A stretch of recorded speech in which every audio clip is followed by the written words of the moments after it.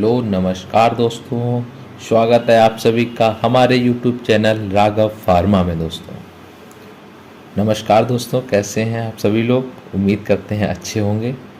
दोस्तों जैसे कि हमने लास्ट वीडियो में बात की थी सेकेंड यूनिट के फर्स्ट टॉपिक IR स्पेक्ट्रोस्कोपी पर। दोस्तों बहुत ही इम्पोर्टेंट टॉपिक है दोस्तों, आप लोगों को समझ में भी आया होगा। आज दोस्तों हम लोग आज की वीडियो में बात करेंगे अपने सेकेंड यूनिट के सेकेंड चैप्टर दोस्तों फ्लेम फोटोमेट्री पर। फ्लेम फोटोमेट्री दोस्तों वैसे तो इतना इम्पोर्टेंट नहीं है जितना IR स्पेक्ट्रोस्कोपी है, बट 2 नंबर के क्वेश्चंस इसमें से दोस्तों खूब फंसते हैं। कभी कभी फ्लेम फोटोमेट्री 7 नंबर के क्वेश्चन में भी पूछ देते हैं। तो दोस्तों आज के वीडियो में हम लोग बात करेंगे फ्लेम फोटोमेट्री पर। ठीक है दोस्तों, बढ़ते हैं अपने टॉपिक की ओर। दोस्तों आज हम लोग फ्लेम फोटोमेट्री पहले समझते हैं कि फ्लेम फोटोमेट्री होता क्या है।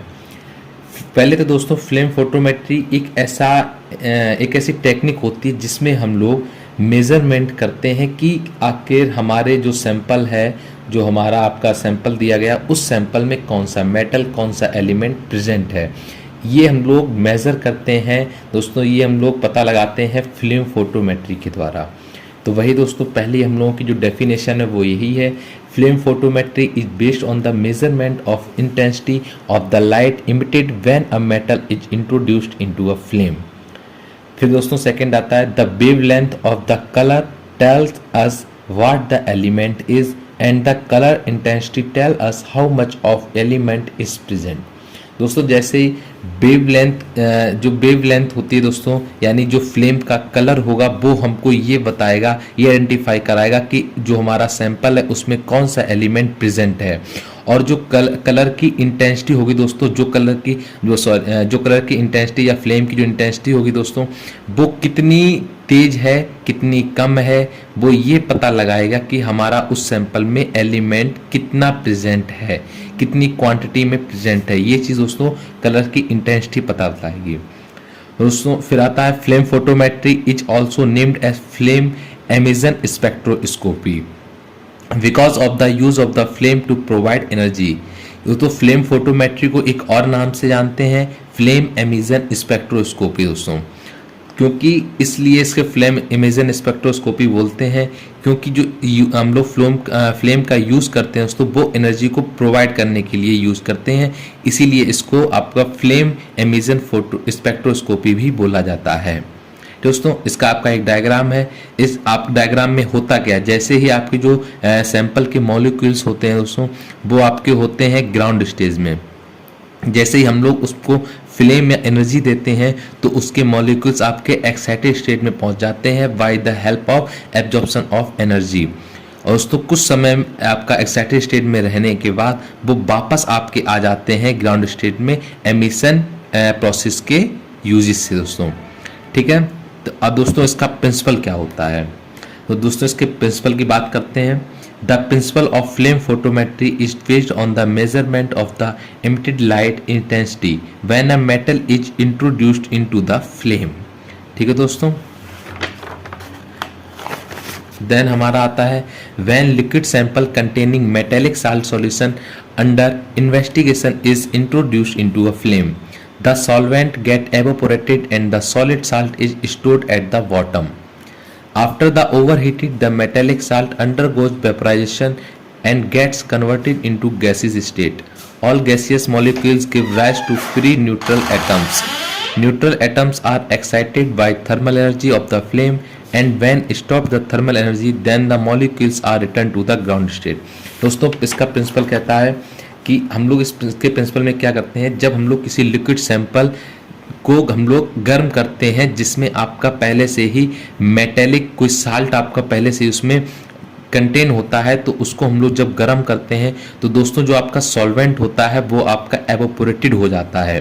एवोपोरेटेड होने के बाद दोस्तों जो आपका सॉलिड साल्ट जो आपका बॉटम में बचता है, जो आपका फ्लास्क होगा उसके जो बॉटम में सॉलिड साल्ट है जो स्टोर हो जाएगा, उसको हम लोग जब ओवर हीटेड करते हैं तो जो आपका मेटालिक साल्ट होता है वो वेपराइज हो जाएगा आपका क्या डायरेक्ट गैसियस स्टेज में, वो आपका लिक्विड स्टेज में नहीं जाएगा, बिना आपके लिक्विड स्टेज में जाए हुए वो गैसियस में कन्वर्ट हो जाएगा। जो दोस्तों आपके गैसियस मॉलिक्यूल्स होते हैं वो सारे फ्री न्यूट्रल एटम्स होते हैं। अब दोस्तों जो आपके न्यूट्रल एटम्स जो एक्साइटेड हो जाते हैं वो किसके द्वारा होते हैं, बाय थर्मल एनर्जी के द्वारा, क्योंकि जो हम लोगों ने एनर्जी दी उसे फ्लेम के द्वारा, उस एनर्जी के द्वारा वो लोग वो सारे एटम्स आपके गैसियस स्टेज में कन्वर्ट हो जाते हैं। जैसे ही हम लोग अपने उसकी एनर्जी को देना बंद कर देते हैं, थर्मल एनर्जी को जब हम लोग रोक देते हैं, वैसे ही वो आपके मॉलिक्यूल्स हैं वापस ग्राउंड स्टेज में आ जाते हैं दोस्तों।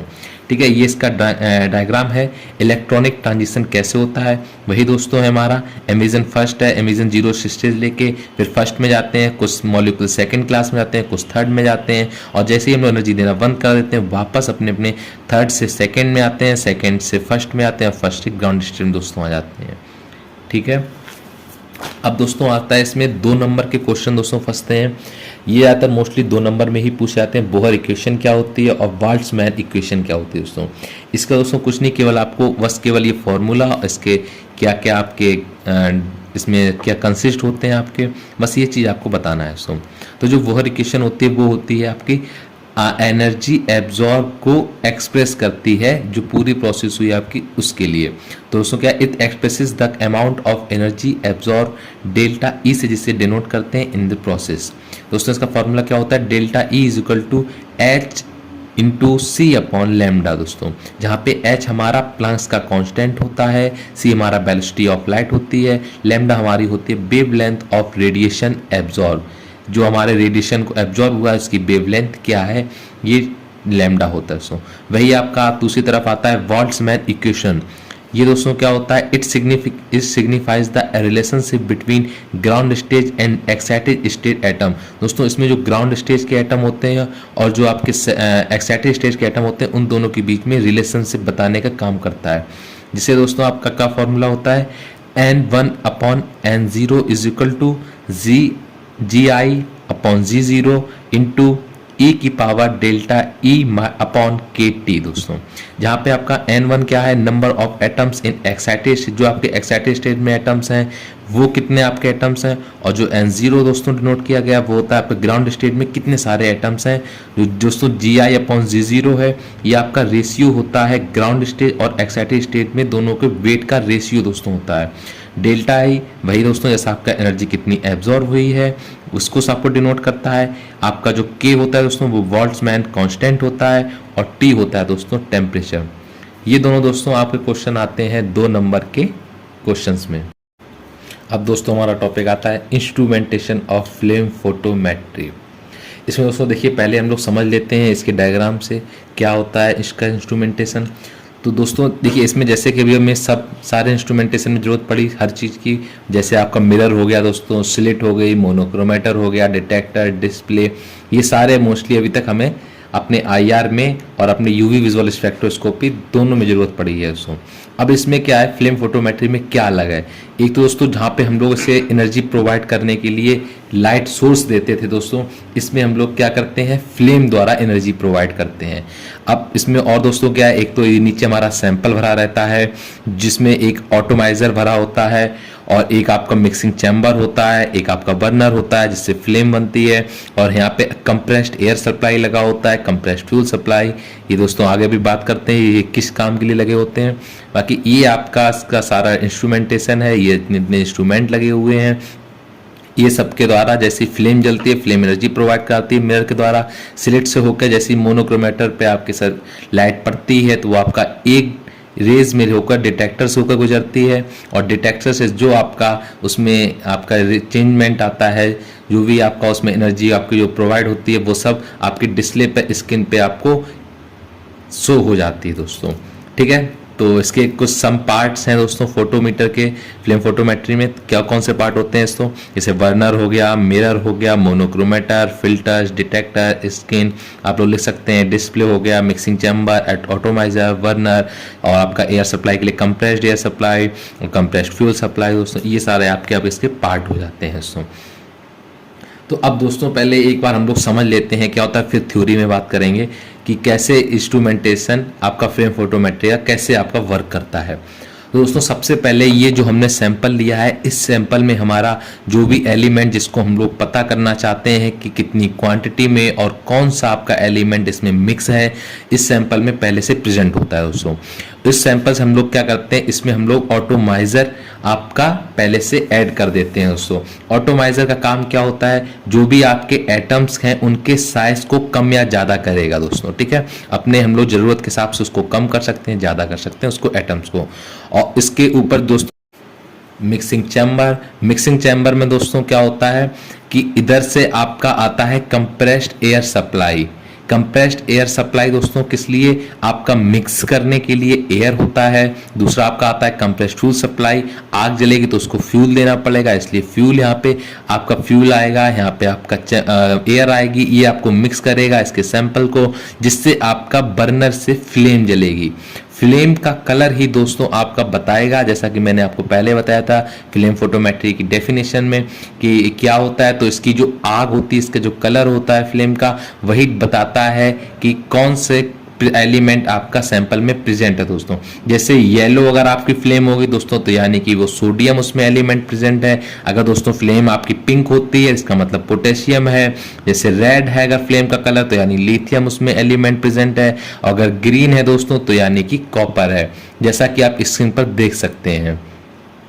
अब दोस्तों क्या होता है, जैसे ही फ्लेम हमारी जली, एनर्जी प्रोवाइड हुआ, मिरर से होकर जैसे ही हमने अपनी रेस को गुजारा, स्लिट से इकट्ठा किया उनको सारे रेस को इकट्ठा करके, जैसे ही मैंने मोनोक्रोमेटर पे डाला, मोनोक्रोमेटर से सिंगल रेज आती है, आपकी डिटेक्टर से होती जाती है, इलेक्ट्रिक सिग्नल में कन्वर्ट करके आपको डिस्प्ले पर शो कर देती है दोस्तों, ठीक है। वही इसकी हम लोगों को थ्योरी में लिखना है दोस्तों। तो वही पहला पार्ट लिखना है, बर्नर हम लोग किस काम में आता है, बर्नर आग जलाने के काम में, यानी एनर्जी प्रोवाइड करने में। वही दोस्तों इसके अब कुछ पार्ट को देख लेते हैं। तो पहले से आ जाता है burner. In flame photometer several burners and fuel oxidant combinations have been used to produce the flame। ठीक है दोस्तों, फिर आता है mirror. The radiation from the flame is emitted in all direction. There are much of the radiation is lost. To maximize the amount of radiation is used in the analysis. A mixer is located behind the flame of burner. The mirror is concave and covers as wide a solid angle from the flame दोस्तों, ठीक है। अब दोस्तों क्या होता है, जो हमारा मिरर होता है वो हमारा कॉनकेव होता है, ठीक है दोस्तों। मिरर हमारा कॉनकेव वाला यूज होगा। अब आता है दोस्तों monochromators. In the flame photometry monochromators are use to convert polychromatic light into monochromatic light. जैसे दोस्तों मैंने बताया मोनोक्रोमेटर का काम क्या होता है, बहुत सारी लाइटों को इकट्ठा कर मोनोक्रोमेटिक लाइट में कन्वर्ट करना और उसको डिटेक्टर पर भेजना। Prism are most commonly used which is made by quartz. दोस्तों जैसा आप लोगों ने देखा होगा, प्रिज्म जो होता है, जो हमारा विबग्योर को आपका प्रोड्यूस करता है, वही प्रिज्म दोस्तों जो काठ से बना होता है, उसको कॉमनली यूज किया जाता है एज अ मोनोक्रोमेटर्स, ठीक है दोस्तों। फिर आता है हमारा फिल्टर क्या होता है, इन सब elements wide wavelength will be allowed to enter the detectors without causing any serious error. The filter may be used in place of slit and monochromators. कहता है दोस्तों detectors in the flame photometry, the detectors can be used to measure the intensity of radiation falling on it. ठीक है दोस्तों, ये आपका हो गया इंस्ट्रूमेंटेशन ऑफ फ्लेम फोटोमेट्री। अब दोस्तों बढ़ते हैं अपने नेक्स्ट हेडिंग की ओर, जिसका नाम है एप्लीकेशंस ऑफ फ्लेम फोटोमेट्री। दोस्तों आइए जानते हैं कुछ इसकी एप्लीकेशंस क्या है फ्लेम फोटोमेट्री की। तो it is used for the determination of alkali and alkaline earth metal. दोस्तों हमारा इसका एल्कली और एल्कलाइन जो अर्थ मेटल होते हैं दोस्तों, उसको यूज किया जाता है उसको डिटरमाइन करने के लिए फ्लेम फोटोमेट्री को। सेकेंड पॉइंट दोस्तों आता है it is used for the study of electrolyte balance. Electrolyte balance की स्टडी करने के लिए भी फ्लेम फोटोमेट्री का यूज किया जाता है दोस्तों। It is used in determination of lead in petrol. Petrol में लीड को पता लगाने के लिए भी इसका यूज किया जाता है। It is used for determination of calcium and magnesium in cement.